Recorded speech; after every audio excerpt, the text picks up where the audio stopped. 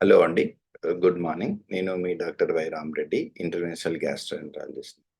మనకు gastroenterology procedure చూసినట్లయితే most కామన్‌గా చేసే ప్రొసీజర్ వచ్చేసి మనకు ఎండోస్కోపీ.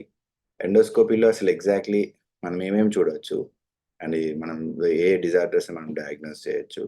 అసలు బేసికల్లీ కామన్‌గా చేసే ఈ ప్రొసీజర్‌లో మనం ఏమేం పార్ట్స్ ఎవాల్యుయేట్ చేయొచ్చు, అవి ఎండోస్కోపీలో ఎలా కనిపిస్తాయనేది ప్రస్తుతం నేను మీకు చూపించబోతున్నాను.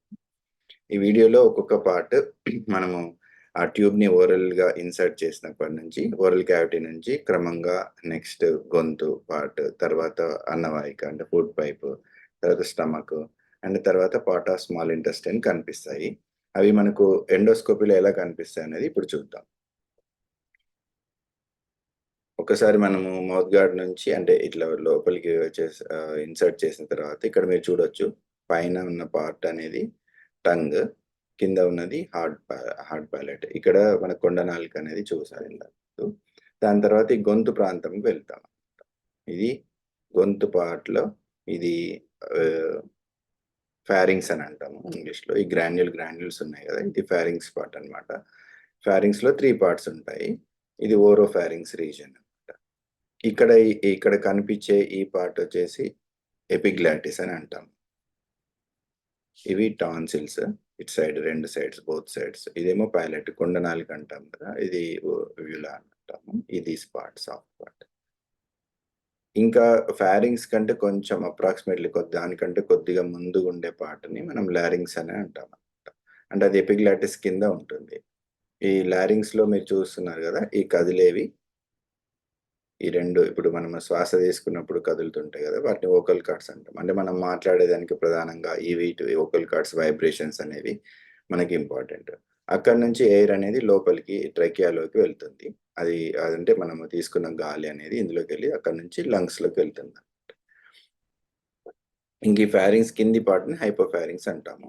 ఇక్కడ కొంచెం స్ఫింక్టర్ ఉంటుందండి. Upper oesophageal sphincter. అదొకసారి క్రాస్ అయితే మనకు ఫుడ్ పైప్ వస్తుంది. ఇది మనకు 25 సెంటీమీటర్స్ వరకు ఉంటుంది.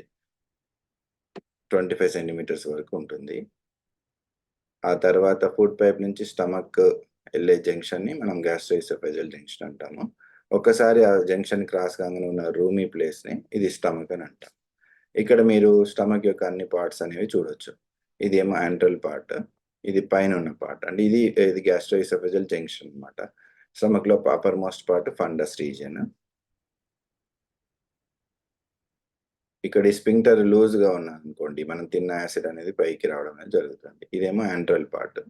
ఈ మధ్యలో ఉన్నదాన్ని బాడీ అంటాం. ఇక్కడ నుంచి మనము స్మాల్ ఇంటెస్టైన్‌కి ఎంటర్ అయ్యాం. ఇదేమో ఫస్ట్ పార్ట్ ఆఫ్ డియోడినం అని అంటాం. ఇది సెకండ్ పార్ట్ ఆఫ్ డియోడినం అంటాం. ఇందులో మీరు చాలా మ్యూకోజల్ ఫోల్డ్స్ అనేవి చూడొచ్చు. అవి మనకు డైజెషన్ అండ్ అబ్జార్ప్షన్‌లో హెల్ప్ అవుతాయి. నెక్స్ట్ ఇది బాడీ ఆఫ్ ద స్టమక్. ఇది యాంట్రమ్. మళ్ళీ మనం స్కోప్ తీసేటప్పుడు గూడా ఒక్కొక్కసారి కొన్ని మనం ఏవైతే ఎవాల్యుయేట్ చేయలేని పార్ట్స్ ఉంటాయో, మళ్ళీ ఒకసారి మనం అబ్జర్వ్ చేసుకుంటూ స్లోగా స్కోప్‌ని విత్‌డ్రా చేస్తామనమాట. ఇది మళ్ళీ మనము స్టమక్ నుంచి ఫుడ్ పైప్‌లోకొచ్చాము. ఈ ఫుడ్ పైప్‌ననేది మనం విత్‌డ్రా చేసాం. ఇది ప్రొసీజర్ మనకు ఎండోస్కోపీ కంప్లీట్ అయినట్టు. దీంట్లో కామన్‌గా ఫుడ్ పైప్‌లో వచ్చే డిజార్డర్స్ గానీ, ఆహ్, స్టమక్‌లో వచ్చే డిజార్డర్స్, యాసిడిటీ, క్యాన్సర్స్ ఈ ఆర్గాన్స్ అన్నిటిలో గూడా మనం చూడొచ్చనమాట.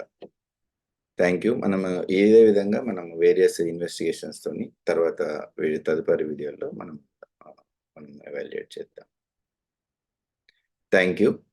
ఇది మనకు అపర్ జి ఎండోస్కోపీ మొత్తం వీడియో అండి. దీంట్లో మనము వేరియస్ డిజార్డర్స్ అంటే ఫుడ్ పైప్ గానీ, థ్రోట్ రీజియన్ గానీ, ఇంకా స్టమక్‌లో, డియోడనంలో ఉన్న అన్ని డిజార్డర్స్‌ని మనం డయాగ్నోస్ చేయడానికి ఎంతో ముఖ్యమైన ఇన్వెస్టిగేషన్.